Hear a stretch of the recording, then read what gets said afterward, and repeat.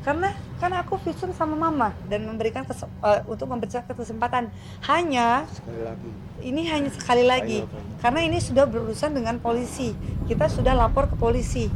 Dan di sini bukti-bukti visum sudah ada di tangan polisi gitu loh.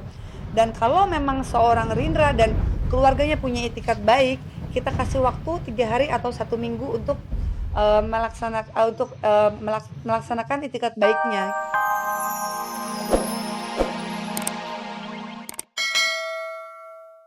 Halo pemirsa, menemani waktu siang Anda, saya Olivia Vendri akan mengajak Anda untuk mengungkap fakta dan realita lewat mata kamera hanya di Seleb On Cam. Melakukan pelaporan terhadap Hendra Pramadio sebagai mungkin masih suami saya ya statusnya sekarang karena ada tindakan kekerasan atau KDRT gitu. Aku rasa kalau aku nggak ceritakan ke publik atau aku beritahukan kepada orang tuanya, khawatirnya bisa-bisa aku mati di tangan dia gitu.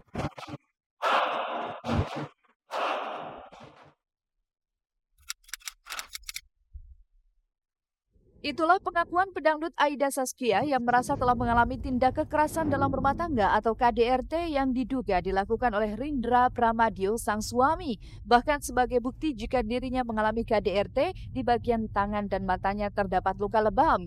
Dan atas kekerasan yang ia alami, kemarin Aida pun melaporkan perbuatan sang suami ke Polres Jakarta Selatan. Lalu benarkah dari hasil laporan tersebut Rindra terancam hukuman 5 tahun penjara? Dan benarkah pula jika nekatnya Aida melaporkan sang suami lantaran ia sudah tak sanggup lagi menghadapi pola dan tingkah laku Rindra yang dinilainya sudah sangat keterlaluan?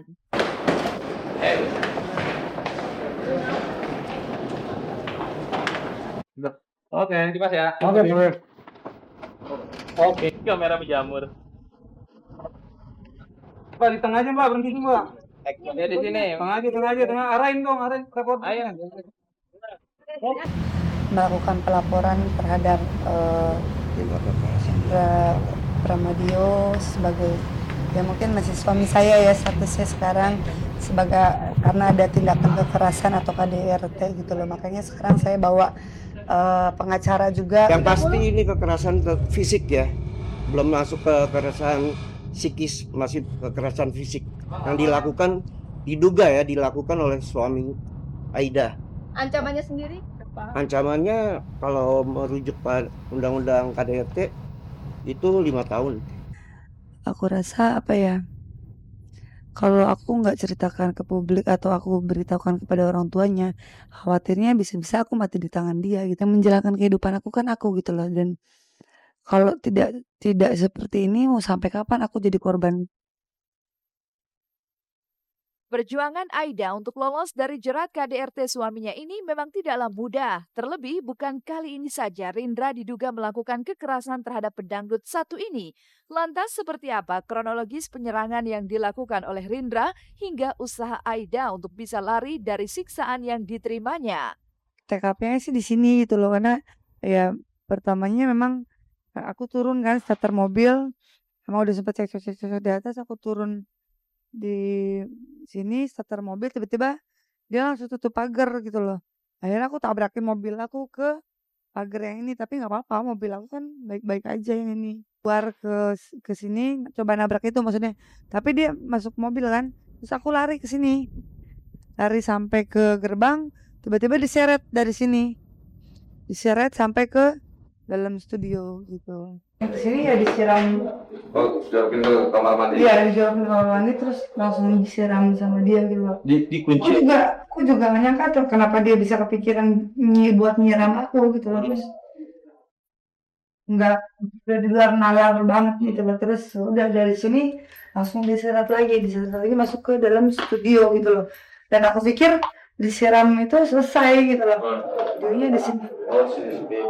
Dijorokin, tiba-tiba dia keluar lagi ambil air, dia siram aku lagi, terus udah kena posisi udah kejorok kenapa ini kan aku sakit kan, tiba-tiba kena kegeletak aku langsung diinjak dia langsung injak tangan aku, terus sama kaki aku kayak orang kemasukan deh pokoknya, kayak dia lempar bangku ke tembok studio aku, terus tiba-tiba dia seret aku ke lantai 3 gitu loh. Udah aku di lantai 3 di kamarku sendiri.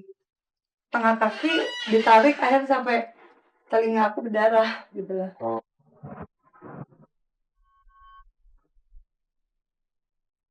Hal buruk yang diterima Aida ini tentu saja menggoncang perasaan orang tuanya. Bagaimana tidak, pertengkaran yang dilihat di depan mata mereka beberapa hari lalu akan membuat anak perempuannya nekat membawa urusan domestik rumah tangganya ke ranah hukum. Bahkan ibunda Aida jatuh sakit dan stres berat lantaran sedih dan malu mendengar nasib yang menimpa putrinya. Mereka itu ribut depan bapak, saling menyalahkan dan saling bela diri gitu ya. Hari itu dia bicara semua, dipukuli, katanya dipukul gini semua gitu, bla bla bla, saya cerita sampai dia minta diantar visum, bapak tahan jangan dulu, permasalahannya apa bisa diselesaikan sama bapak di sini apa enggak gitu. Masalahnya kan sampai ya bapak udah nasihatin dua-duanya, bapak minta satu-satu Aida ngomong macam-macam bla bla bla bla begini dan setelah itu saya suruh Rinda ngomong juga, dia ngomong juga. Tapi namanya orang lagi panas dua-duanya tidak selesai sampai di situ. Akhirnya dua-duanya masih tetap ribut di sini. Emang dari kemarin ibu nangis terus masalah ini. Nangis terus sakit. Dua-dua udah kelihatannya udah agak stres gitu ibu juga pikirannya. Kalau nggak kita baikin, kita dampingin, biasanya ibu down. Tragedi yang dialami oleh pelantun ayam jago ini tentunya bukan tanpa sebab. Faktor ekonomi hingga cemburu kabarnya menjadi pemicu konflik rumah tangga yang berujung kekerasan. Namun dari keterangan orang tua Aida, mereka mensinyalir jika belum adanya momongan menjadi pangkal pertikaian hingga niatan untuk bercerai. Lantas, kemanakah sosok Rindra Pramadyo yang hingga kini tak jelas keberadaannya? Dan benarkah jika Aida Saskia masih memberi kesempatan kepada sang suami untuk meminta maaf kepada dirinya? Pernah 3 bulan yang lalu dia pulang ke rumah nggak mau turun, dia nangis di mobil, pulang dari rumah sakit dia minta cerai. Suaminya datang ke sini, datang papa, Aida nggak mau turun itu kata minta cerai, kemungkinan karena faktor keturunan belum punya anak ya. Waktu itu dia minta cerai dan ribut-ribut karena menurut pemeriksaan dokter ada kemungkinan Aida nggak punya anak katanya, di situ nggak mungkin punya. Mereka itu lagi terapi ya, lagi terapi. Emang kalau sepertinya siapa yang nggak punya anak, papa udah persiapan kan boleh dalam agama itu kalau bayi tabung boleh juga kalau emang dari sperma suami gitu ya, bukan dari sperma yang lain. Kalau dari sperma yang lain tuh haram hukumnya. Sekarang Rindra nggak tahu di mana keberadaannya. Orang tua aku jelas tahu karena kan aku visum sama mama dan memberikan untuk memberikan kesempatan ini hanya sekali lagi karena ini sudah berurusan dengan polisi, kita sudah lapor ke polisi dan di sini bukti-bukti visum sudah ada di tangan polisi gitu loh. Dan kalau memang seorang Rindra dan keluarganya punya itikat baik, kita kasih waktu 3 hari atau 1 minggu untuk melaksanakan itikat baiknya.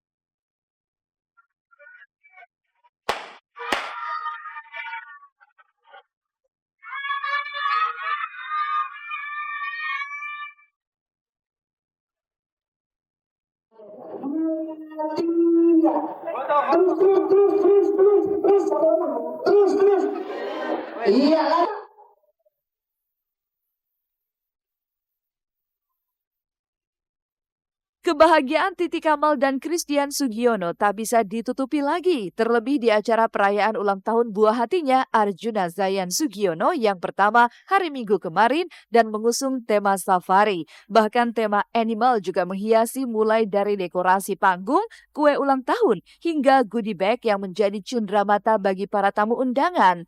Tapi benarkah jika perayaan ulang tahun baby Juna yang pertama ini adalah akumulasi dari bentuk syukur Titi dan Christian atas lahirnya Juna setelah penantian lama mereka untuk bisa mendapatkan momongan?